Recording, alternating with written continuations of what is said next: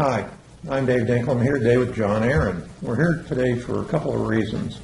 The first one of which is some of you will remember John in his second year. He bought a Bentley. We call him Bentley John. And we're first reporting the demise of the Bentley. I asked John to come over today, so he had no idea what we're going to talk about. But the Bentley got crashed, and you replaced it. And you replaced it with what? Rolls.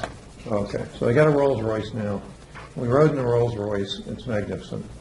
But nonetheless, the thing that is more important, and I didn't talk to you about beforehand, is you have been an extraordinary inspiration for a lot of people across the country.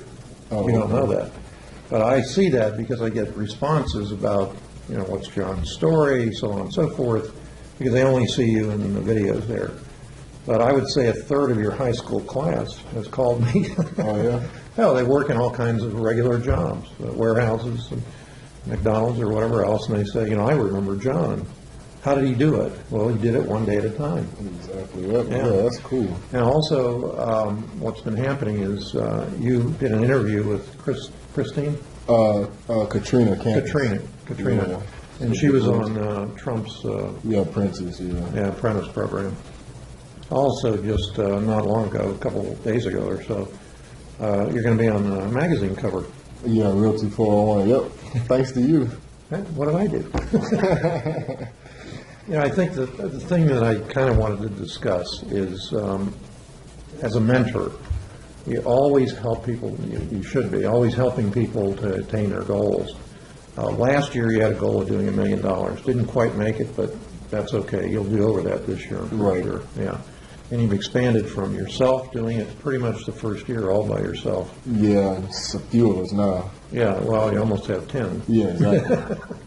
But the numbers are there for you. And I have to say to you that when you look at John and you say to yourself, how did he do it? He just did it. Most of the people, Nan will tell you sometimes, I sit down with students and what I get is a string of, I can't do it for these reasons. They're called excuses.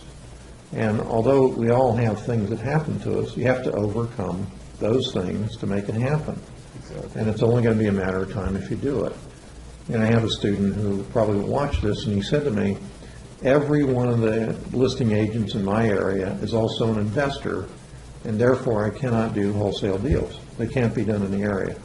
Well, I said to him, well, how many offers did you actually put in? He said, well, I put in 5.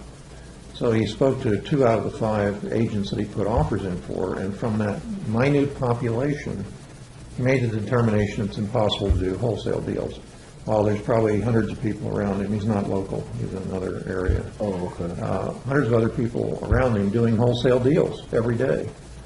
So the biggest thing that I talk about overcoming is the mindset. And once you get over that, I can do it. Right. And when John first interviewed me with me the first time, he said to me, can I do a deal a week? And now your goal is to do? Yeah, at least a deal a day. But one thing is, when I came in, it was around 2012, and everybody was bouncing back off the recession or whatever you call it, and it was a lot of negative connotations about real estate as a whole. And I mean, you still have those people out there that you may be getting into real estate and they're going to tell you everything they heard that's negative. They're going to try to, why are you doing that, or why are you doing this? So like they said, you have to have a positive mindset, because that's a big thing. Like, that guy probably has hundreds of wholesalers doing wholesale deals, but he's got discouraged from.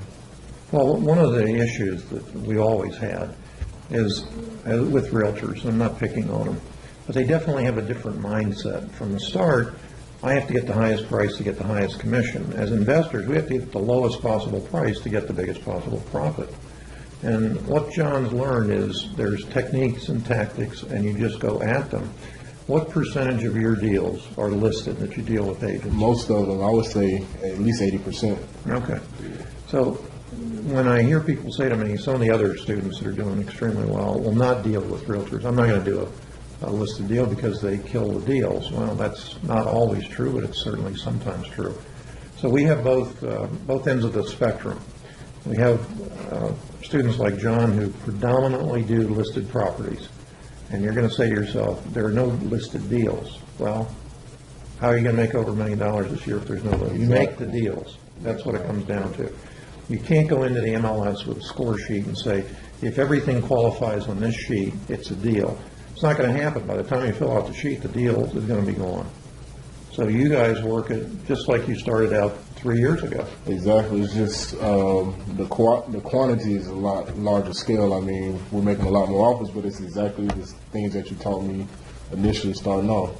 And same principle. If you make an offer on a listed property, like 100 listed offers on properties, how many of those do you get accepted the first time the offer goes in? Not many. It's all about the follow-up. I mean, sometimes we might make an offer that might get accepted, but maybe a half of one out of 100 or one out of 200 maybe, but we don't look, we look for the no's. I mean, it's all about the follow-up for us.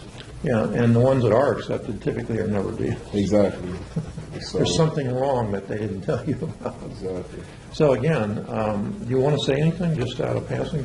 I mean, if you're a new student or if you're just getting into real estate or if you're experienced and you're going through a tough time, I mean, just persist through.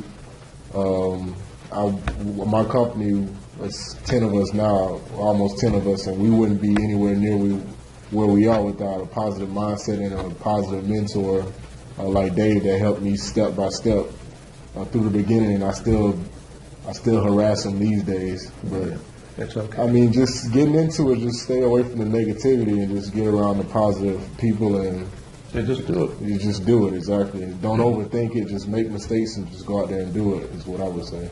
Yeah, and I want to say thank you for all those people that should have decided, yeah, I can do it too, because you can.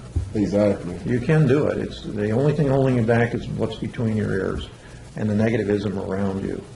But the first thing is, if you don't try, I guarantee it will not work. You've got to try. You've got to fail forward. One of the big comments I get on the Mentor app is, I don't want to fail. Well, then you'll never get started. That's the only way to not fail, is never do anything. And then the only thing you failed at is life. So what you need to do is get in there and fail forward and not be afraid of failing. When you have a deal that goes, you put in the time, got the contract, and then it doesn't close, you failed. Yeah. So exactly. what? You just I mean, keep go to the going, next yeah. one. Yeah, it happens. So again, thanks for all those people that can't thank you personally, I even your high appreciate school it, yeah. class. I appreciate all the Thank you very much. positivity.